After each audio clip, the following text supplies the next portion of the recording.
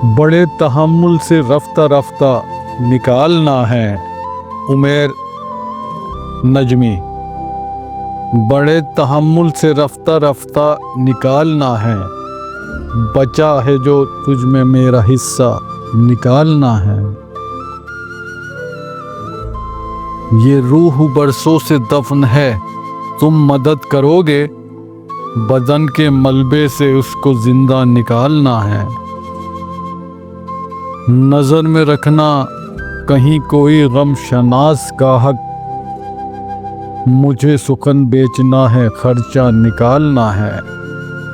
निकाल लाया हूँ एक पिंजरे से एक परिंदा, अब उस परिंदे के दिल से पिंजरा निकालना है।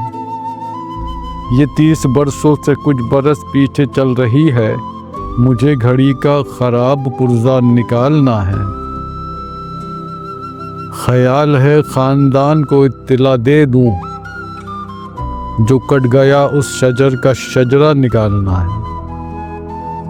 मैं एक किरदार से बड़ा तंग हूँ कलमकार, मुझे कहानी में डाल गुस्सा निकालना है। बड़े तहम्मुल से रफ्ता रफ्ता निकालना है।